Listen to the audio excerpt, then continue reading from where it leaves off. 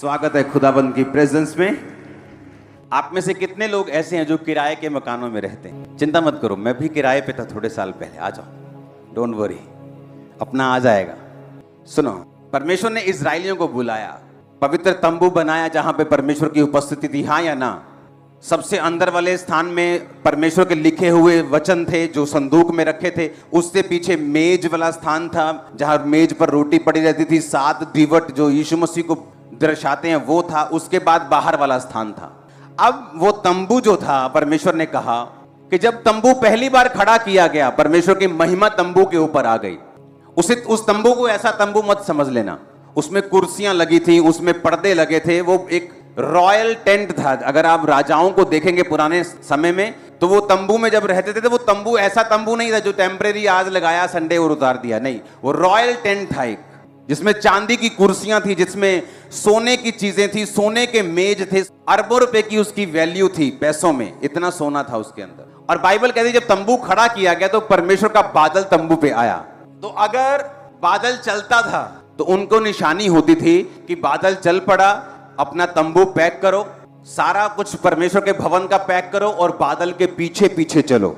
हम जो पक्के घरों में रहते हैं, हमें इस बात की समझ नहीं, हम शायद इसको समझ नहीं पा रहे हैं कि परमेश्वर क्या कह रहा था।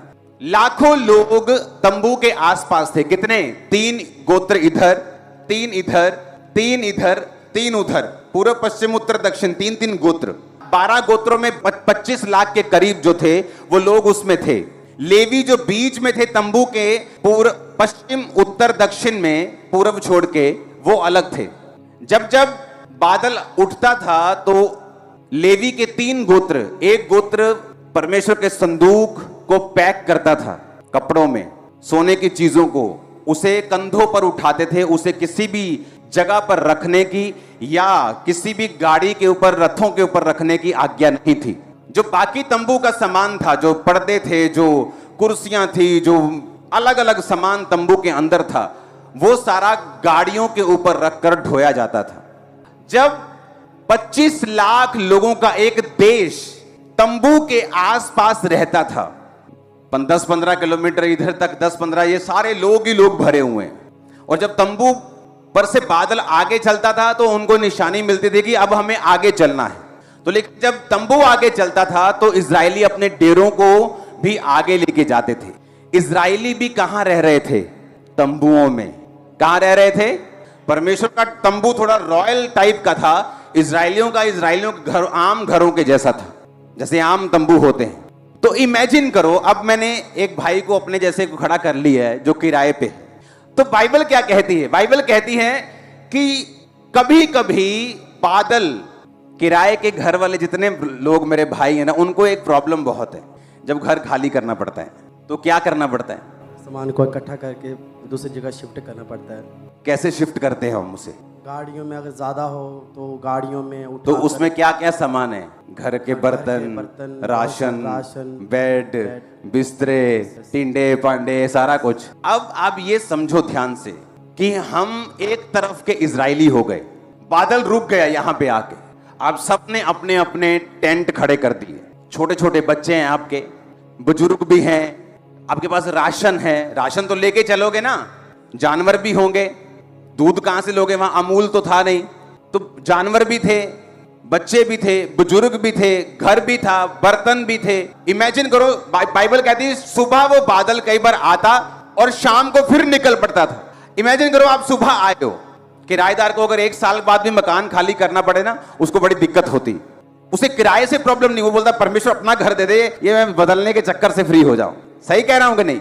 तो इमेजिन करो सुबह बादल आया और आपने अपने डेरे खड़े किए, आपके बच्चे सो रहे हैं, अभी अभी आपकी वाइफ ने बर्तन टिकाए हैं, उसमें चावल दाल रखा है, और शाम को बादल फिर आगे निकल गया। आप फिर सामान पैक कर रहे हो, फिर गधों पे लाद रहे हो, फिर बच्चों को उठा रहे हो। लिखा बादल भोर तक रहता, सुबह 4 बजे तक। 4 बजे बादल आगे बढ़ा, इमीडिएटली उठो, जानवर कहां है लेके आओ, सब कुछ इकट्ठा करो, फिर से बर्तनों में राशन डालो और फिर से आगे बढ़ो। ऐसा मुश्किल क्यों? जब परमेश्वर को मालूम है कि इसमें छोटे छोटे बच्चे रहते हैं, बुजुर्ग रहते हैं, तो जब परमेश्वर एक जगह पे ठहर जाए तो कम से कम 3, 4, 5, 6 महीने तो वहीं रहे ना। ताकि जो तंबू खड़े किए, घर बनाया, बर्तन सजाए, फिर से पूरा पूरा एक नया घर बनाए, जानवर गाड़े, खूंटियां गाड़ गाड़ के बांधे, सब कुछ कर दिया। लेकिन लिखा कई बार बादल 2 दिन रहता और फिर आगे बढ़ता था। पुराने नियम में जो कुछ भी लिखा है वो चीजें क्यों लिखी गई? ताकि आने वाले समय में जो फ्लड होगा लोगों का, उसे बताया जा सके, सिखाया जा सके और बचाया जा सके। अब एक किराएदार इस बात को समझता है, या आप भी समझेंगे कि वो फुल फैमिली वो परमेश्वर को फॉलो कर रहे थे। बच्चे, बुजुर्ग, जानवर, सभी उनके पास जितना राशन, जितनी चीजें, सब बर्तन, घर की सारी चीज। तो परमेश्वर ने ऐसा मुश्किल काम उन्हें करने के लिए क्यों दिया? क्यों बादल 2 दिन रहता था? क्यों बादल शाम तक रहता था? कई बार बादल भोर तक रहता था, भोर को निकल जाता था आगे। एक बात याद रखना, मैं अलग बुलाहट से बुलाया गया हूं, आप अलग बुलाहट से बुलाए गए हैं। हम सब सुसमाचार सुनाने के लिए बुलाए गए हैं, लेकिन मेरे बनने का तरीका, आपके बनने का तरीका अलग है। इसलिए मेरे फिंगरप्रिंट आपके फिंगरप्रिंट से मैच नहीं करते। किसी के फिंगरप्रिंट, उंगलियों के निशान दूसरों के से मैच नहीं करते। परमेश्वर ने आपको यूनिक बनाया है। सुनो मेरी बात, क्यों परमेश्वर ने कहा कि तुम शाम को बादल आगे गया, तुम भी आगे जाओगे? अगर मुझे मालूम है कि मैं परमेश्वर में एक ग्लोरियस काम करने के लिए बुलाया गया हूं, आपको मालूम है कि परमेश्वर ने आपको फाइनेंशियली बरकत पाने के लिए बुलाया है, आपको डॉक्टर बनने के लिए बुलाया है, जिसके द्वारा परमेश्वर बहुत से डॉक्टर्स को बचा सके, आपको एक बिजनेसमैन होने के लिए बुलाया है। सुसमाचार तो हमारी पहली बुलाहट है ही, लेकिन दूसरी भी बुलाहट है आपकी लाइफ में, जिसको परमेश्वर आपकी लाइफ में पूरा करना चाहता है। परमेश्वर ने कहा, आदम, मैं तुझे अकेला देख रहा हूं, तो मैं एक ऐसा सहायक बनाऊंगा जो तेरे साथ मेल खाए। परमेश्वर ने, बाइबल कहती, आदम लिया और उसे गहरी नींद में डाल दिया, उसकी पसली को निकाला, उसकी जगह मांस भर दिया और आदम के लिए औरत को तैयार कर दिया। आज इंसान की, मर्द की सबसे बड़ी हेल्पर एक औरत है, उसकी वाइफ, उसकी मां, उसकी बहन। और इसीलिए शैतान का पहला काम होता है आपकी वाइफ से आपकी बनने ना देना। जो घर अपनी वाइफ के साथ बनती नहीं, हस्बैंड के साथ बनती नहीं, वो आधे हैं, पूरे नहीं, वो ब्रेक हो चुके, 50% अधूरे हैं। जो काम के लिए प्रभु ने उनको बुलाया है वो पा नहीं पाएंगे। अगर एक जना परमेश्वर का विरोधी हो जाए तो दूसरा 100% पा सकता है जो खुदा ने सोचा है। लेकिन छोटे छोटे मसलों में एक मन ना होना और रोज छितर पनीर की रोटी खाना और कुत्ते की तरह लड़ना, ये आपकी फैमिली को आधा करता है। बेटे को अपनी ओर कर लिया बाप ने, मां से बनने नहीं दी, मां ने बेटे को अपनी ओर कर लिया, बाप से बनने नहीं दी। अब वो बाप से पहले नहीं बनती, एक दिन शैतान मां के खिलाफ भी उसको कर देगा। बाप की वो सुनना नहीं चाहता, अब मां की सुनता नहीं, घर ब्रेक हो गए। पर अगर दोनों से बनती होगी, मां के साथ कुछ होगा, बाप आ जाएगा टांग अड़ाने, बाप के साथ कुछ होगा, मां आ जाएगी टांग अड़ाने, घर बचा रहेगा। तो जब आदम के अंदर से कुछ बेस्ट निकालना था जो उसकी लाइफ के लिए 100% बेनिफिशियल हो, फायदेमंद हो, परमेश्वर ने आदम को गहरी नींद में डाला।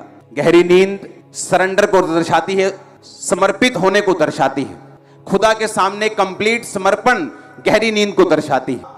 आपकी लाइफ में जो हवा है, सिर्फ औरत की बात मैं नहीं कर रहा हूं, जो आपकी लाइफ से परमेश्वर बेस्ट निकालना चाहता है, वो कैसे निकालेगा? एक दिन मैं प्रेयर कर रहा था, परमेश्वर, मुझे सबसे बड़ी चर्च होने के बावजूद भी मेरी प्रेयर क्या थी? मुझे मजा नहीं आ रहा, मुझे और बढ़ना है।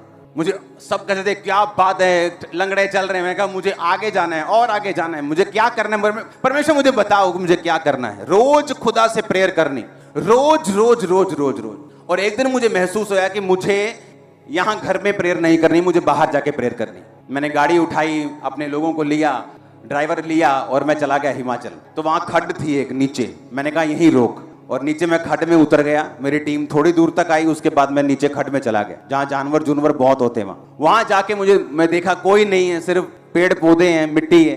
वहां बैठकर मैं प्रेयर करने लगा, परमेश्वर सचमुच मुझे गाइड कर, मेरे अंदर से बेस्ट निकाल, जो तू चाहता है वो हो। घंटों प्रेयर करने के बाद वहां पे परमेश्वर ने मुझे विजन दिया कि जब तू प्रीच किया करेगा, लोग टीवी के ऊपर तुझे देखा करेंगे और लाखों लोग होंगे। आज तो लोग कॉपी कर रहे हैं कि जो खामरा मिनिस्ट्री कर रही, कॉपी पेस्ट करी जाओ, कामयाब वो हो रहे, हम भी हो जाएंगे, डोंट वरी। लेकिन ये हुआ कैसे? ये हुआ खुदावंद की प्रेजेंस में जाने के बाद, हजूरी में जाने के बाद, प्रेयर करने के बाद, लगातार कॉन्टिन्यूस प्रेयर। अगर आपकी लाइफ चेंज नहीं हो रही, आपकी प्रेयर में कमी है, क्योंकि आपकी जो आपका केस है वो डिमांड कर रहा है 6 घंटे प्रेयर, पर आप दे रहे हो 2 घंटे। केस बड़े बड़े हैं, प्रेयर छोटी है हमारी। तो मुझे मालूम था कि मेरा केस बड़ा है, मेरी इंटेंशंस बड़ी हैं, मेरे मोटिव बड़े हैं, मेरा काम बड़ा है। तो मुझे खुदावंद की प्रेजेंस में वैसे नहीं जाना जैसे लोग जाते हैं, मुझे अलग तरीके से जाना है। कुछ भी बदलेगा नहीं, सालों साल आप ऐसे ही रह जाओगे जब तक आप खुदावंद की प्रेजेंस में जाकर उसे बदलने का फैसला नहीं करोगे। परमेश्वर कहता कि बादल के संग रहना है। बादल क्या है? उसकी हुजूरी। जो कुछ तुम्हारे जीवन से निकलेगा वो प्रेजेंस के नीचे होंगे तो ही निकलेगा। समझ आई कि नहीं? इसीलिए इस्राएलियों को मालूम था कि अगर सुरक्षा चाहिए, कनान में एंट्री चाहिए, दुश्मनों से आजादी चाहिए, हर टाइम जीत चाहिए, मौत से छुटकारा चाहिए, तो बादल के नीचे रहना एकमात्र हल है। इसलिए सुबह हो, शाम हो, उसके पीछे चलने के अलावा उनके पास कोई दूसरा ऑप्शन नहीं था। आपको क्या लगता है परमेश्वर की प्रेजेंस में रहना आसान है? क्यों परमेश्वर ने मुश्किल किया उनको कि बच्चों समेत उठो भोर को, करो सामान पैक, चलो फिर निकलो। 2 दिन बाद डेरे खड़े किए, फिर शाम को फिर निकलो। कई बार लिखा 1 महीना, कई बार 3 दिन, कई बार 4 दिन, फिर पैक करो फिर निकलो। क्यों? परमेश्वर तुमको और मुझको बता रहा था कि जब तुम मुझे फॉलो करोगे तो फॉलो करना आसान नहीं होगा, मेरी प्रेजेंस में बने रहना आसान नहीं होगा। यहां पे परमेश्वर का बादल है, मैं बैठा हूं, लेकिन वो थोड़ी दूर चुगलियां चल रही हैं, मन बहुत कर रहा है चुगलियां करने का। लेकिन अगर चुगलियां करनी है तो बादल को छोड़कर चुगलियां करने जाना पड़ेगा। आप समझेंगे नहीं तो बादल आगे निकल जाएगा। तो शरीर चाहता है चुगलियां करना, उधर पीछे बियर बन रही है, शरीर बियर पीना चाहता है, लेकिन परमेश्वर चाहता है बादल के नीचे नीचे मेरे साथ साथ रहना, ताकि मैं तेरी लाइफ से बेस्ट निकाल सकूं। तुम्हारा बेस्ट वर्जन निकलना बाकी है अभी, और जब वो निकलेगा लोग हैरान हो गए। बिजनेस करो अच्छी बात है, लेकिन उसमें से बेस्ट निकालना ये तुम्हारे बस की बात नहीं। वो बेस्ट निकालेगा परमेश्वर, और वो तब निकालेगा जब तुम उसकी हजूरी के नीचे हो, उसके बादल के नीचे हो। और शैतान तुम्हें खींचेगा उस बादल से बाहर कि चलो आओ व्यभिचार करने के लिए, चलो आओ चोरी करने के लिए, चलो आओ चुगली करने के लिए, चलो आओ आज पार्टी में चलते हैं, चलो आओ आज लंगर खाने चलते हैं। आप उसकी प्रेजेंस में नहीं, और जब आप उसकी प्रेजेंस में नहीं हैं, आप बेस्ट के हकदार भी नहीं। क्योंकि आदम के अंदर से अगर बेस्ट निकला तो वो उसके सरेंडर के बाद, समर्पण के बाद निकला। आप समर्पण करते हैं अपने आप को कैसे? तुम क्रिश्चियन हो इस बात से मालूम होता है कि तुम मसा हो कि नहीं हो, क्योंकि क्राइस्ट का मतलब है मसा किया हुआ। जीसस क्राइस्ट, यीशु पापों से उद्धार करने वाला मसा किया हुआ। किसका मसा किया हुआ? परमेश्वर का। पवित्र आत्मा की सामर्थ और अभिषेक से भरा वो प्रेरितों के काम 10 उसकी 38 आयत। अब ये आपको डिसाइड करना है कि मुझे मेरी लाइफ का बेस्ट चाहिए या मुझे धक्के खाने हैं दूसरों की तरह जो दूसरे लोग करते हैं। दुनिया में कई तरह की गाड़ियां हैं, कई लोग ऐसी गाड़ियां भी खरीद लेते जो फेल हो जाती 2 साल बाद, कंपनी भाग जाती। तो हो सकता है जो खुदा की प्रेजेंस में ना हो, शादियां उनकी भी हो रही हो, बिजनेस उनके भी चल रहे हो, लेकिन श्योरिटी कोई नहीं है। लेकिन यहोवा कहता है कि जिस आशीष को यहोवा देता है उसके साथ वो दुख नहीं मिलाता। अब आपको डिसाइड करना है कि मुझे खुदा की प्रेजेंस में रहना है। आज खुदावंद का बादल आपको मालूम है आपके सिर के ऊपर है, और आपको एक शादी का न्योता आया, आपको मालूम है वहां पर सब गंदा बजेगा, वहां पे शराब चलेगी, वहां पे सब गलत काम होंगे, लेकिन फिर भी आप प्रेजेंस को छोड़कर वहां जा रहे हैं। चलो जाना तो दूर की बात है, कई तो अपने घर में ही बजा रहे हैं। इमेजिन करो क्या परमेश्वर की प्रेजेंस उस घर में होगी। अगर खुदा की प्रेजेंस उस घर में नहीं है तो क्या बेस्ट वो देख पाएंगे अपनी जिंदगी का? क्या परमेश्वर उनकी लाइफ से वो निकालेगा जो परमेश्वर निकालना चाहता है? कभी भी नहीं। क्या प्रभु उनसे प्यार करता है? हाँ, प्यार तो वो सबसे करता है, पापियों से भी करता है। लेकिन आप लोग क्या वो देखना चाहते हो जिसके लिए आप सचमुच धरती पे आए हो? अपना बेस्ट वर्जन, अपना बेस्ट देखना चाहते हो कि नहीं, ये आप पे निर्भर करता है। हालेलुया। बादल चला तो मैं चला। आपका बेस्ट टीवी सीरियल लगा और खुदावंद की आत्मा कह रही जा और प्रार्थना कर। अब आपको देखना है कि शरीर को फॉलो करना है या बादल को फॉलो करना है। अगर बादल को फॉलो करेंगे तो बचे रहेंगे। परमेश्वर हमारे अंदर से वो चीजों को निकालेगा। आने वाले टाइम में आपको आइडियाज देगा, आपको गाइड करेगा, डिवाइन हेल्पर्स भेजेगा, रास्तों को साफ करेगा, स्पिरिट को फ्री रखेगा, मेंटल डिप्रेशन से आपको आजाद रखेगा। जो कुछ आपके आसपास है परमेश्वर उस पर काबू रखेगा। लेकिन उस बादल को फॉलो करना, इसलिए परमेश्वर ने मुश्किल किया कि मुश्किल काम था अपना बोरिया बिस्तरा फिर से गोल करना, अपने बर्तन राशन फिर से उठाना और फिर से बादल को फॉलो करना, एक दिन के लिए रुकना, फिर सारा कुछ टिकाना, फिर आगे बढ़ना। और ये भी मालूम नहीं था कि आज आगे बढ़ा जाएगा, कल आगे बढ़ा जाएगा, कि तसल्ली हो कि चलो 2 महीने यहीं रहेंगे। कोई परमेश्वर आवाज नहीं देता था चलने से पहले, ताकि आपको सिखाया जा सके, ताकि आप लोग सीख सके कि परमेश्वर को फॉलो करना आसान नहीं है। लेकिन जब आप उसकी प्रेजेंस में रहेंगे, आप प्रार्थना करते रहेंगे, जो राइट है उसे करते रहेंगे, परमेश्वर के साथ जुड़े रहेंगे, आप अपनी लाइफ का बेस्ट देखेंगे। खुदाबंद निकाल रहा है, मैं देख रहा हूं आत्मा में आपकी लाइफ की बेस्ट चीजों को आपके अंदर से। जो कुछ परमेश्वर ने इस दुनिया में बनाया है उसका एक रूल है, वो अपने जैसा अपने अंदर से ही पैदा कर सकता है। आदमी आदमी को, गधा गधे को पैदा करता है, संतरा संतरे को पैदा करता है। संतरा कहां से, संतरा कहां से अगर उगाना हो तो कहां से बीज आता है उसका, उसके अंदर से। गेहूं उगानी हो तो कहां से लेते हैं, गेहूं को ही, उसी के अंदर से वो फूटता है। आपके अंदर से ही परमेश्वर निकालेगा, अगर कुछ निकालना है तो बाहर से कुछ नहीं देगा, आप निकालेगा अंदर से ही। और अंदर से परमेश्वर तभी निकालेगा जब आप बादल के नीचे हैं।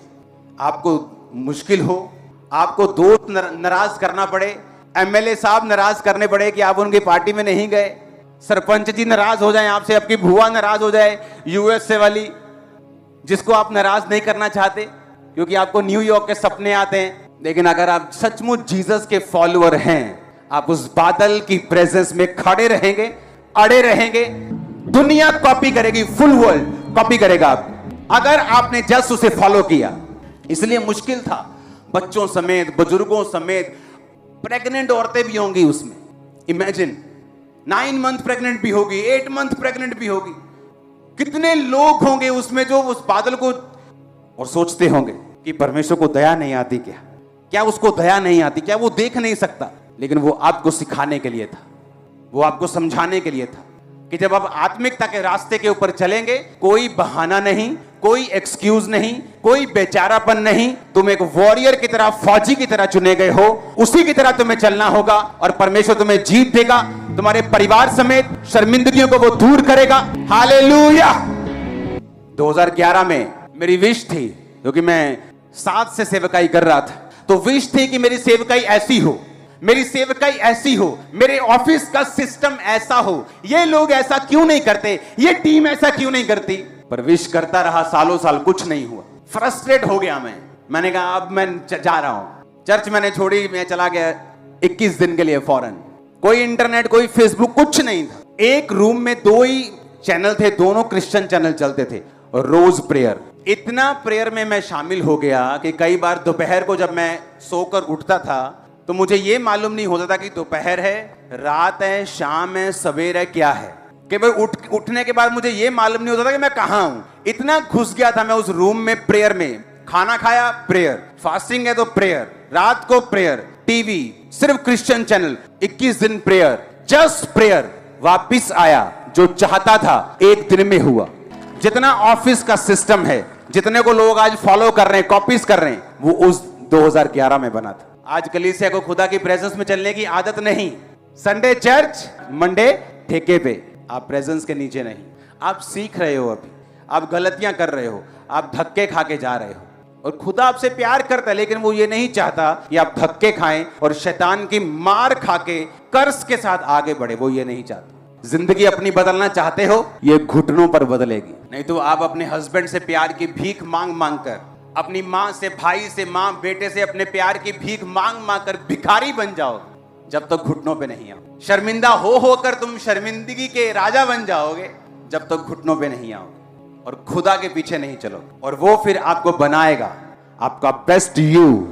अपने पड़ोसी से पूछो, बोलो जिंदगी बदलना चाहते हो? बोलो घुटनों पे बदलेगी तेरी जिंदगी। आजा घुटनों पे रिपेयर कर रोज। आमीन। ऊंचे वाला चाहिए। हालेलुया।